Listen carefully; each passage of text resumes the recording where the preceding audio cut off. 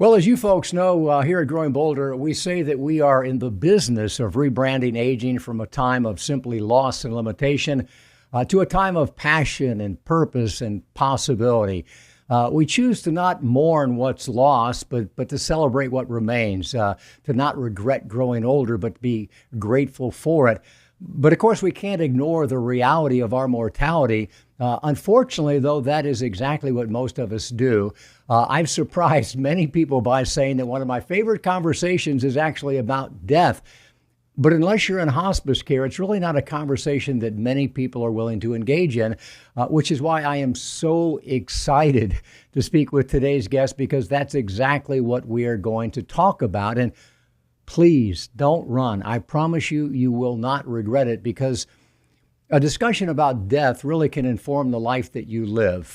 Alua Arthur is America's, if not the world's, leading death doula. Hers is a poignant and powerful voice whose mission is to help us understand that actually embracing death can lead to a more meaningful life. And sure, it's easier said than done in our youth-worshiping, ageist culture that doesn't want to think about dying, much less even talk about it. But that is the exact impact that she's having, the conversation that she's creating, and we are all much better for it. Her TED Talk, Why Thinking About Death Helps You Live a Better Life, is profound. It is uplifting. It's considered by many to be one of the best TED Talks of all time. She's the founder of Going with Grace, a death doula training and end-of-life planning organization. And her new memoir, Briefly Perfectly Human, Making an Authentic Life by Getting Real About the End, is drawing rave reviews from both critics and readers alike. Alua Arthur joins us now from New York City on the road. Alua, thank you so much for your time. I know how busy you are these days. It's my absolute pleasure and honor to be here. Thank you for having me. I am so jacked up to have this conversation. Before we get into your philosophy about life and death, and what led you to this calling, would you define death doula for us? What is your job? Absolutely. A death doula is a non-medical and holistic support person for the dying person and their circle of support through the process. That means no matter where anybody is in the life cycle, we can support them once they come into recognition of their mortality. So when people are healthy, we can help them complete comprehensive end-of-life plans and work through all of their thoughts and fears and concerns, anxieties about dying. When somebody knows what it is that they're going to be dying of, we can support them in creating the most ideal death for themselves under the circumstances. And then after a death, we can help family members wrap up affairs of their loved one's life, which means that we are doing all practical, emotional, and spiritual support around death and dying. Man, and what a need we have always, but certainly in this culture today. And, you know, we always talk about life being filled with unexpected transitions. And you didn't go to school to become a death doula. You were an attorney in Los Angeles. And by your own admission, suffering from severe depression. When you took some time off, you traveled to Cuba, a trip that ultimately changed your life. Can you tell us about the trip and about Jessica? I'm so happy to do so. I met Jessica in line to get a ticket to get to Santiago de Cuba. I was in Trinidad, Cuba. And Jessica and I started chatting about a tattoo that she had. And ultimately, she saved me a seat on the bus because I was late. And once I sat down, we started chatting about what we were both doing in Cuba. And she shared that she was on a trip to see the top 6 places in the world she wanted to see before she died because she had uterine cancer. That created a space for us to be really thoughtful about our mortality and also to find ways for us to think about how planning for death can support us in living the life that we want. I learned a lot about her mortality, the conversation that she hadn't been having with many people in her life. And then beyond that, I also started to think about my own mortality and started to think about my disease of depression and how I was going to engage with my life, given the fact that one day I'd die from my disease. It was a really meaningful and thought-provoking conversation. It was the first one of its kind that I'd had. And I learned a lot in that moment and have continued the conversation about mortality ever since then. And obviously, you know, we are, to some extent, I think, products of the lives that we've lived. And, you know, your family fled a murderous coup d'etat in Ghana back in the 1980s. You were an unhappy practicing attorney in Los Angeles. As you noted, you suffered serious bouts of depression. You've lost loved ones, and yet you somehow developed a relationship with your own mortality that seems to be joyful, uplifting, and even humorous. If anyone has heard you talk, how has your difficult background informed who you are today? It's given me a lens through which to view my life.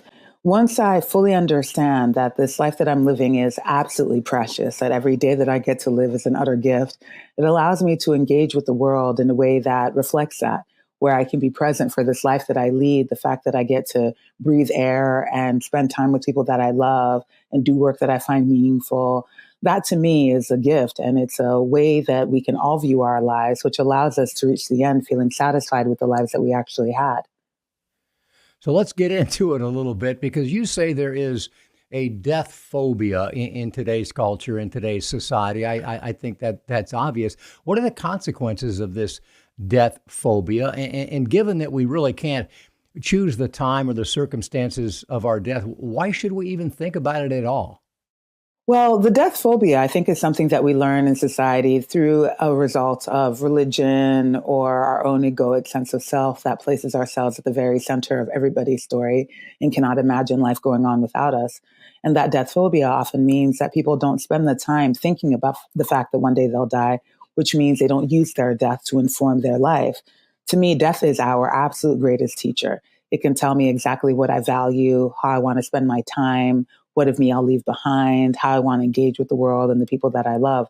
And so being in a practice of sitting with mortality allows us to be really present with our lives so that we can reach the end, not prepared, but rather just ready for whatever comes next, if there is anything at all, and be satisfied with what we did while we were here. Maybe a bad way to describe it, but you have had a front row seat to, to countless deaths. And I've had conversations with people who work in hospice care who have described a good death. And it put me back on my heels. And I said, wait a second, what's a good death? I mean, what is a good death? I'm sure you've seen some. And I know we've got to be lucky to some extent and not be hit by a bus or something. But what constitutes a good death, and how can we help increase the odds that we might have one? Well, I think the good death really depends on the individual, because for some, getting hit by a bus, having no awareness that their death is coming and just be gone in an instant is their idea of a good death. A good death largely relates to a good life.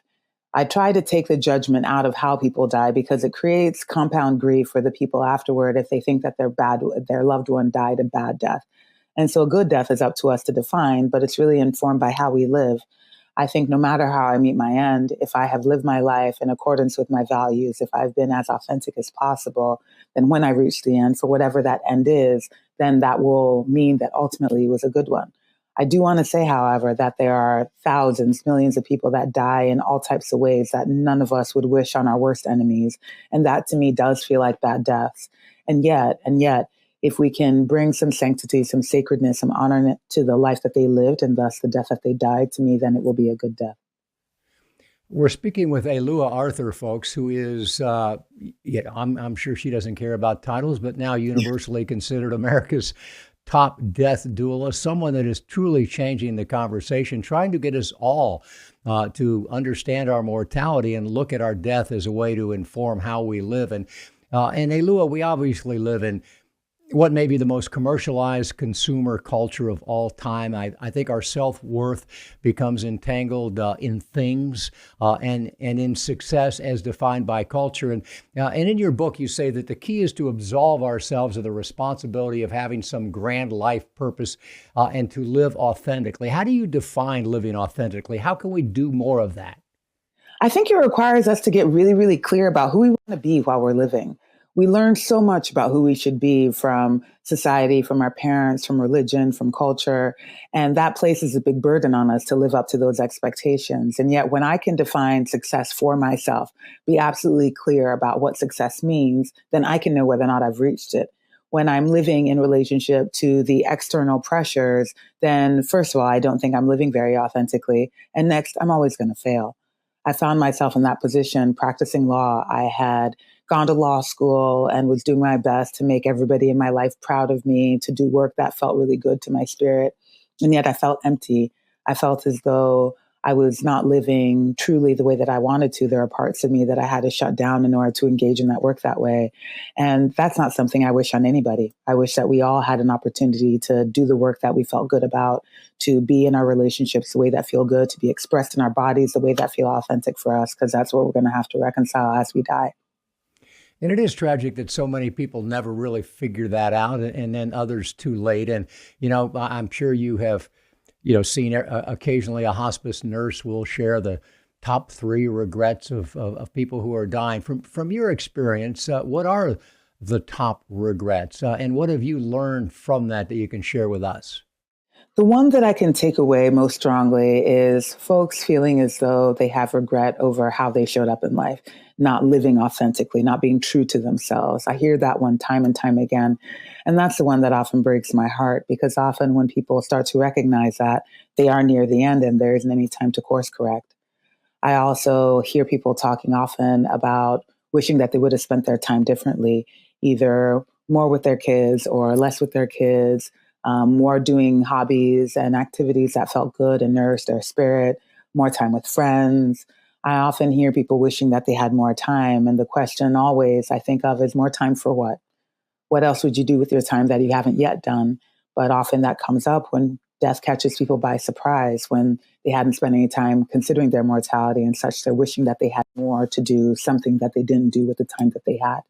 Is it true that you espouse a message to some extent of taking chances? I mean, we do become more risk averse as we get older. And I'm not talking about the kind of risks that are going to, risk our health and well-being, but the risk of embarrassment, the risk of failure, the risk of unease. Is that something that death can help us learn about the way to live our life? 100%.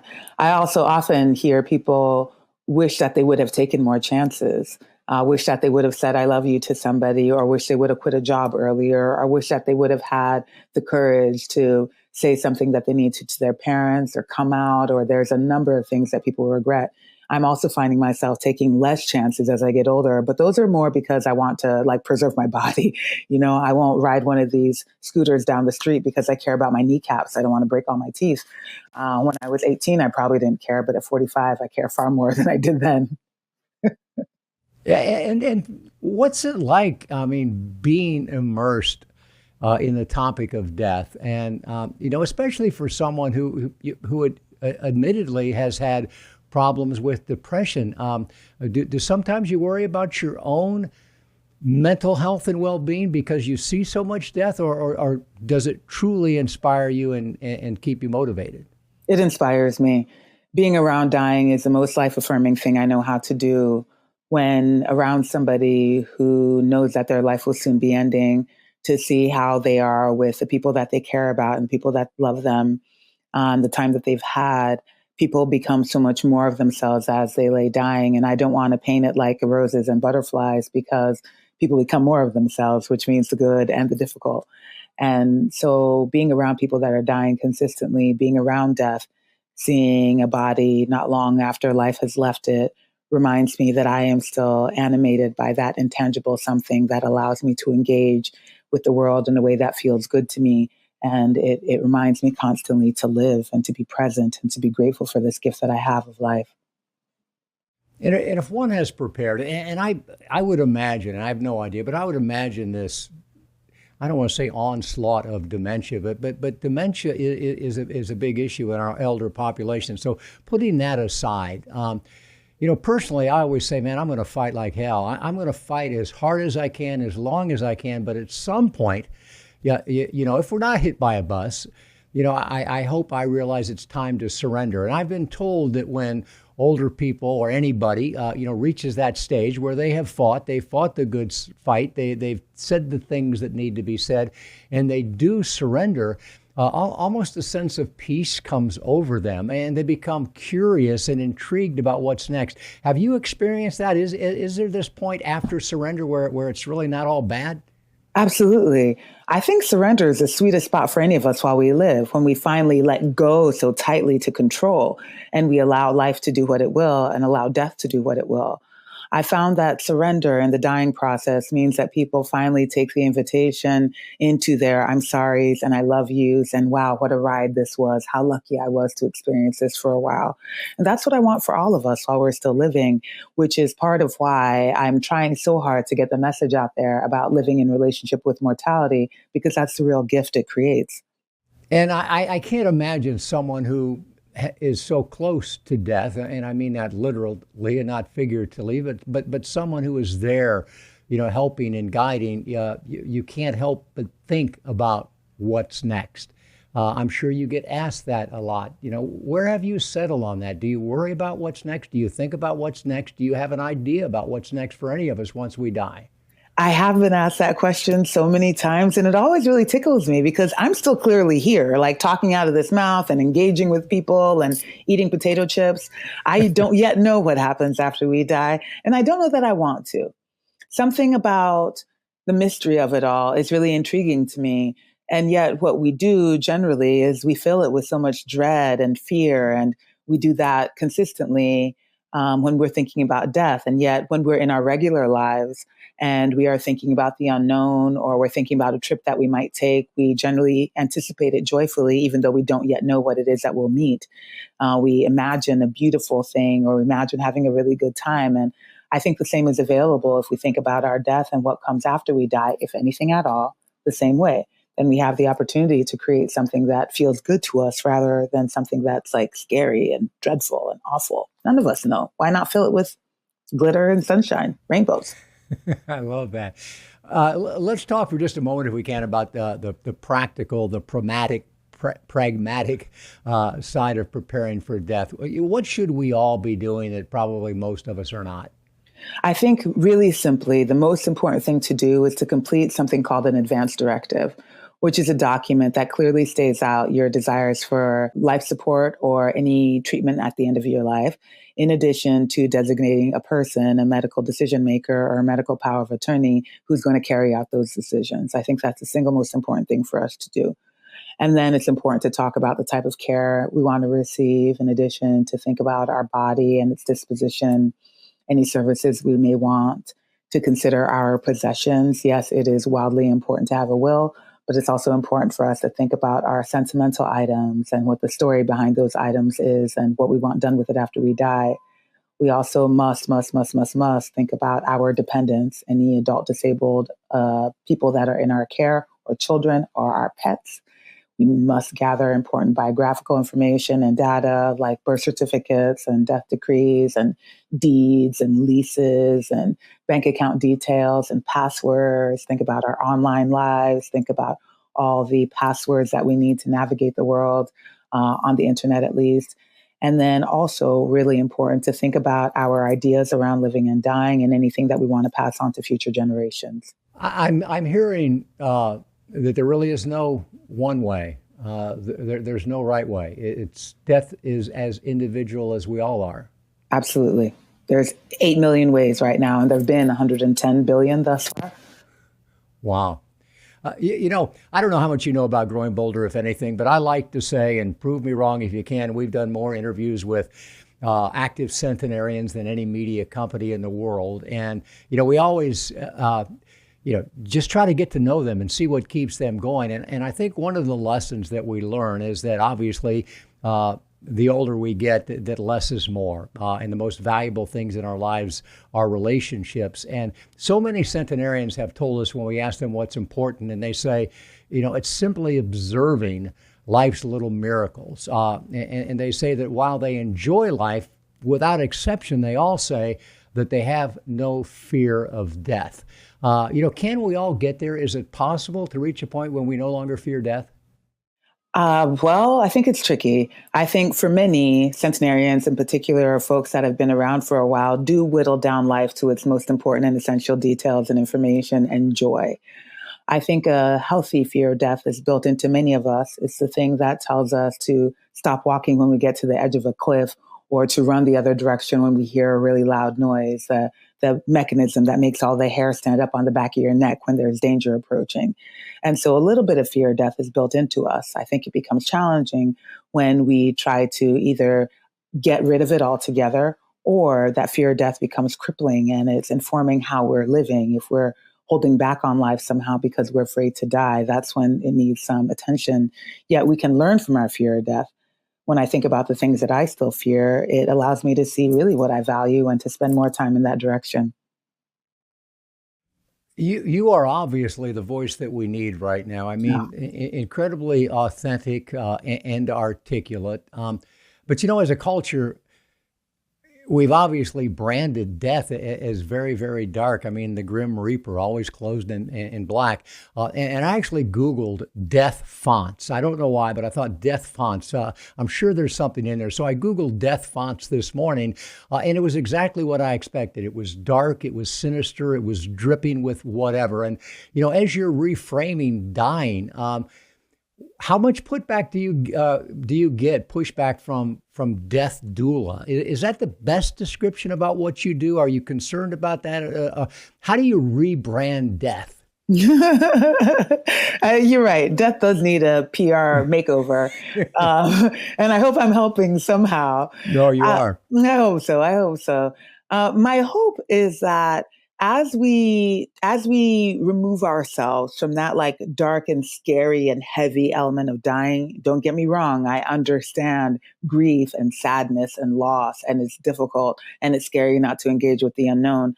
But as we allow ourselves a little bit of space to have it be something else, to feel grateful for the lives that we had rather than the fear, I think that will naturally start to rebrand death. I think as more of us are engaging with our mortality and we see the benefits that it creates for ourselves to do so, slowly, certainly, the needle will start to shift in that direction. And this podcast and what you're doing today is certainly supporting us and moving it a little bit closer to an opportunity to embrace our death rather than to fear it. And are you sensing that things are changing? I mean, in our business, we're always talking about when the heck is the tipping point going to occur where, corporate America understands the value of the demographic that we create content for. There was no one like you a decade ago, and there wasn't the media platforms that exist now that enable your voice to, be magnified.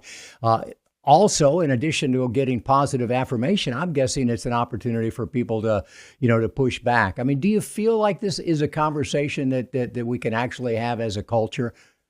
Absolutely. I'll tell you what, 10 years ago is when I started my practice, and there were people doing the work. I think death doulas and folks doing death work have been around since time immemorial, because as long as people have been living, people have been dying, and other people have been supporting them through it. I appreciate using the term death doula because it calls it exactly what it is. Culture is shifting. The fact that platforms are available for us to talk about death, the fact that my book hit the New York Times bestseller list as a death-centered conversation tells me that things are shifting, and I am beside myself about the fact that folks are opening up to it. Just one last thing I want to share. Often when I tell people the work that I'm doing, one of three things happens. Either they lean in and tell me that they wish that I was there when their mother, brother, father, sister, aunt, pet turtle was dying, or they will want to throw around ideas about what happens after we die. Or they will just say, that's interesting, and pretend I don't exist for the rest of the time because they're too afraid of it. But even with the folks that turn away, I think a seed has been planted. And the seed of our mortality is an absolute gift, because when it is carefully tended, life can spring up in its place. Things are starting to shift, and I'm so grateful it's starting to shift. We're going to reduce needless suffering that people have around how we die, and hopefully take care of each other a little bit better through the process. Well, thank you for mentioning your book again, because I was going to ask you, even if we are willing to have a conversation about death ourselves, having it with someone else is entirely different. How would we start that conversation? But, folks, here's the answer. Yes. It is your book. I mean, this really is, I think, the perfect answer to that conversation. This book is profound. It's interesting. It's got pace. It's got intrigue. It's a memoir about an amazing life and an amazing woman who is, helping us all come to grips with one of life's most important questions. So, let me ask you this before we let you go. What's the lesson? I mean, what's the moral of the story? And maybe it doesn't have to have anything to do with death, but I imagine it would. What have you learned about life in general, Alua, that you wish all of us knew? I wish we could all sink in deep to what a gift it is to be alive, no matter the circumstances of our life.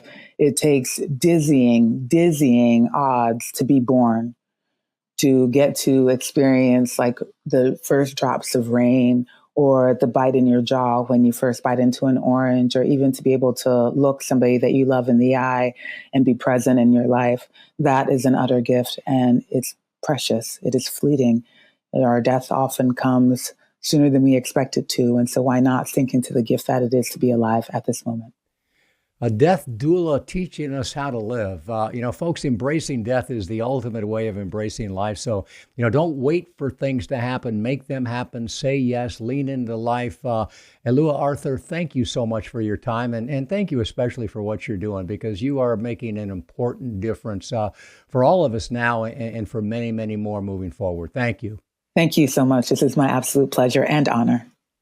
She is Alua Arthur. Her book is called Briefly, Perfectly Human. It's a guidebook, folks, for both how to live and also how to die. And if you want to learn more about her website is goingwithgrace.com.